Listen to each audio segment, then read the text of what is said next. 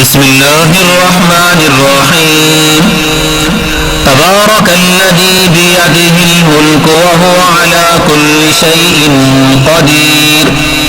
الذي خلق الموت والحياة ليبلوكم أيكم أحسن عملا وهو العزيز الغفور الذي خلق 7 سماوات طباقا ما ترى في خلق الرحمن من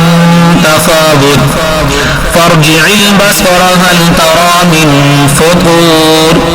ثم ارجع البصر كرتين ينقلب إليك البصر خاسئا وهو حسير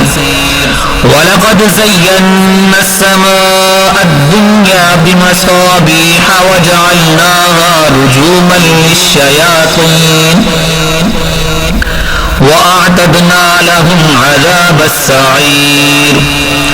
وللذين كفروا بربهم عذاب جهنم وبئس المصير إذا ألقوا فيها سمعوا لها شهيقا وهي تفور تكاد تميز من الغيظ كلما ألقي فيها فوج سألهم خزنتها ألم يأتكم نذير قالوا بلى قد جاءنا نذير فكذبنا وقلنا ما نزل الله من شيء إن أنتم إلا في ضلال كبير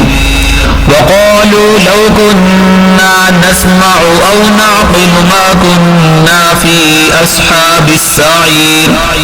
فاعترفوا بذنبهم فسحقا لأصحاب السعير إن الذين يخشون ربهم بالغيب لهم مغفرة وأجر كبير وأسروا قولكم أو اجهروا به إنه عليم بذات الصدور ألا يعلم من خلق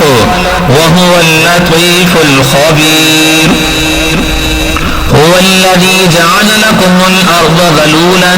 فامشوا في مناكبها وكلوا من رزقه وإليه النشور أأمنتم من في السماء أن يخسف بكم الأرض فإذا هي تمور أم أمنتم من في السماء أن يرسل عليكم حاصبا فستعلمون كيف نذير ولقد كذب الذين من قبلهم فكيف كان نكير أولم يروا إلى الطير فوقهم صافات ويقبضن ما يمسكهن إلا الرحمن إنه بكل شيء بصير أمن هذا الذي هو جند لكم ينصركم من دون الرحمن إن الكافرون إلا في غرور أمن هذا الذي يرزقكم إن أمسك رزقه بل لجوا في عتب ونفور أفمن يمشي مكبا على وجهه أهدى أمن يمشي سويا على صراط مستقيم قل هو الذي أنشأكم وجعل لكم السمع والأبصار والأفئدة قليلا ما تشكرون قل هو الذي ذرأكم في الأرض وإليه تحشرون ويقولون متى هذا الوعد إن كنتم صادقين قل إنما العلم عند الله وإنما أنا نذير مبين فلما رأوه زلفة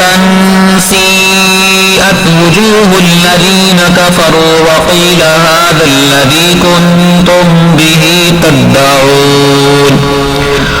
قل أرأيتم إن أهلكني الله ومن معي أو رحمنا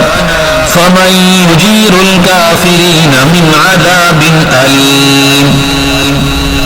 قل هو الرحمن آمنا به وعليه توكلنا فستعلمون من هو في ضلال